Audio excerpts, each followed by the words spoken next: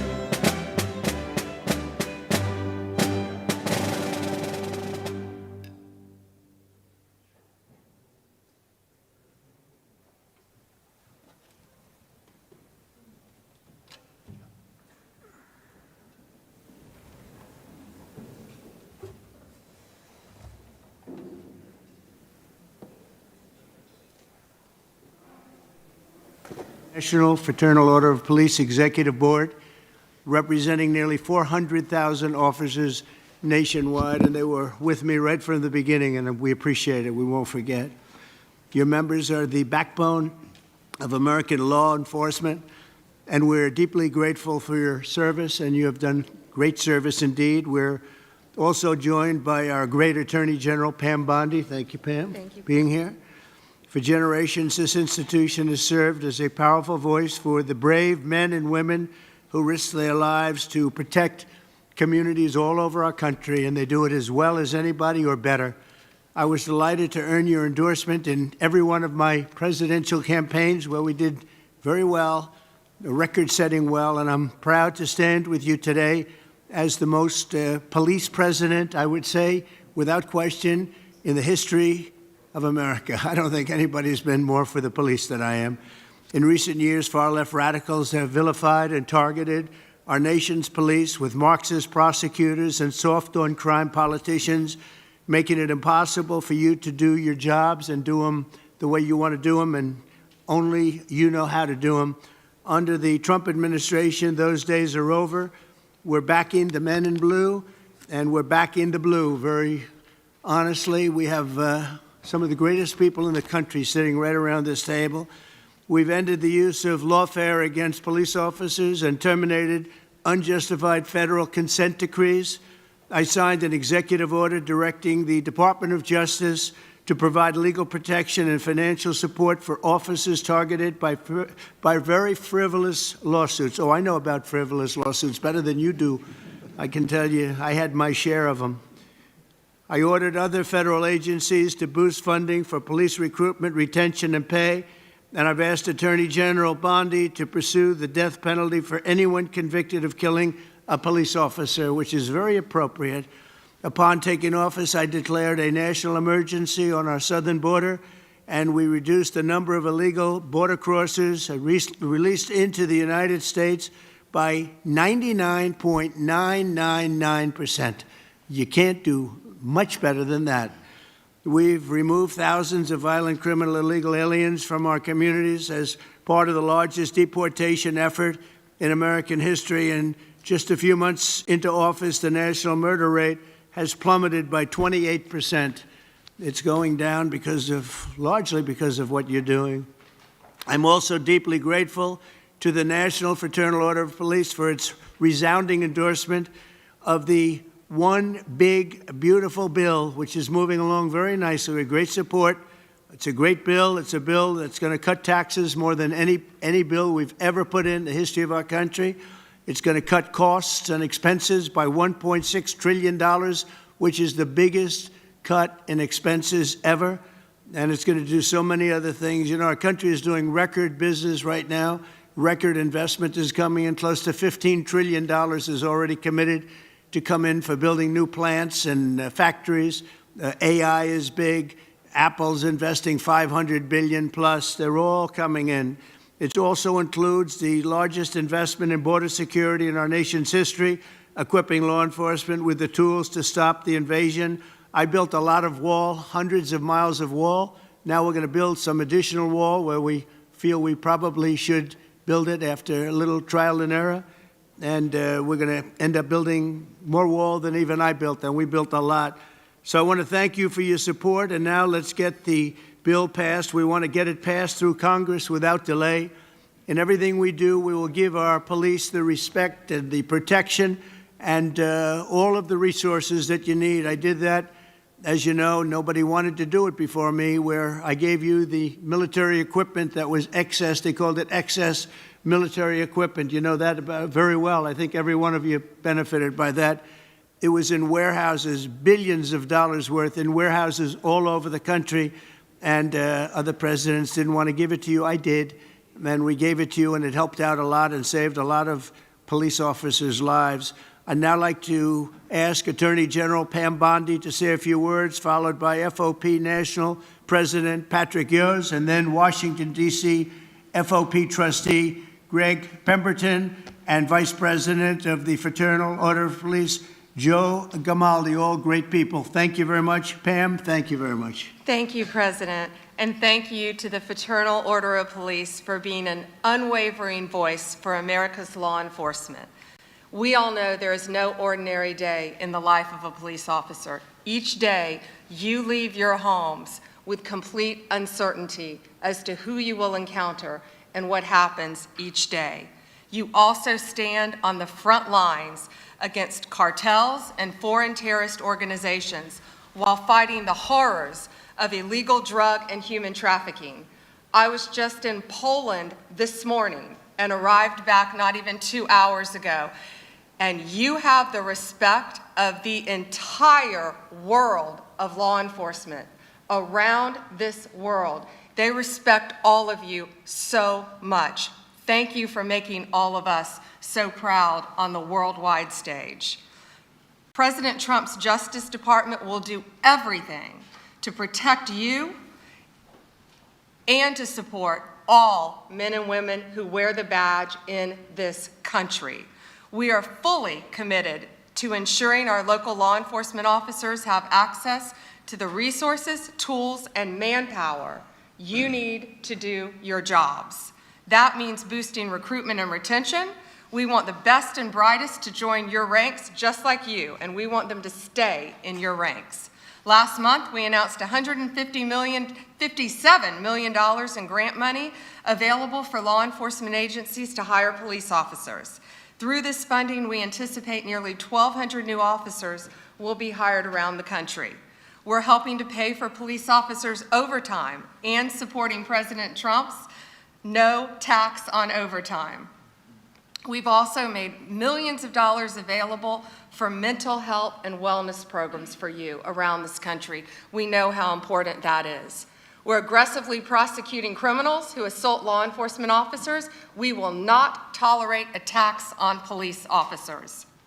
Since January, the department has brought 138 cases in 33 states against defendants who have assaulted our officers.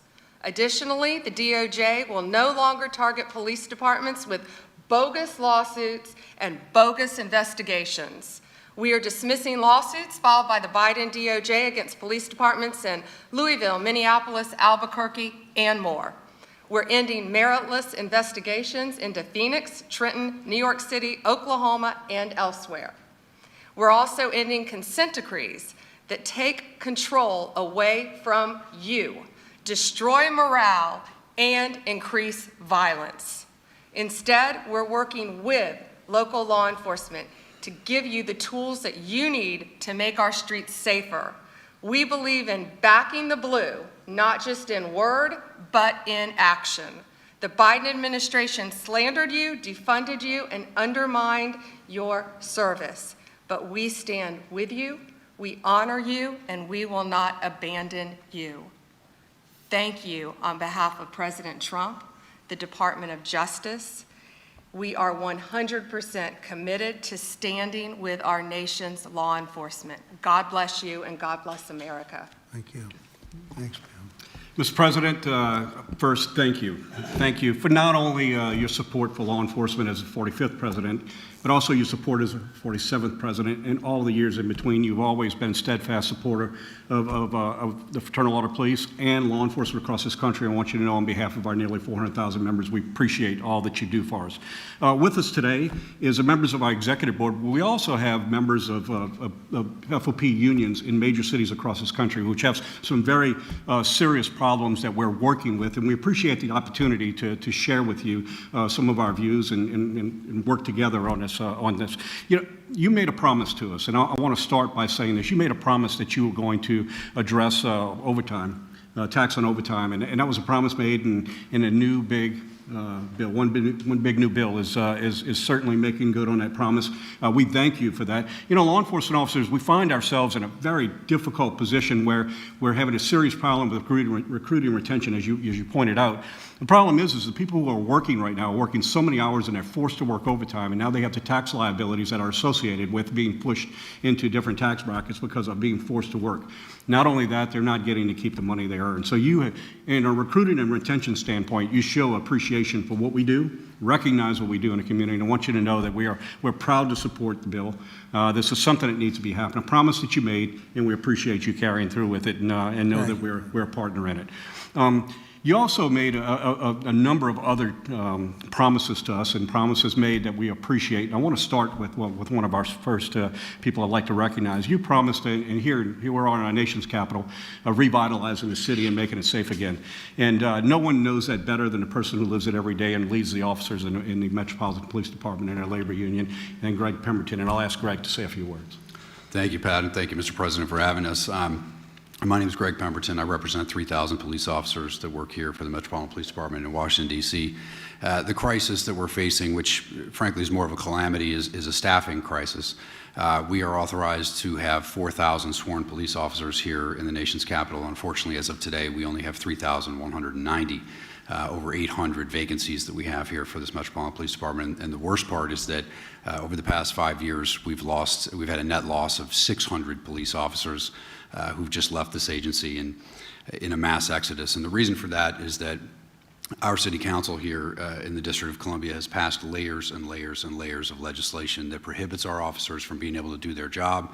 It exposes our members to administrative, civil, and even criminal liability, even when they go out and do their job properly.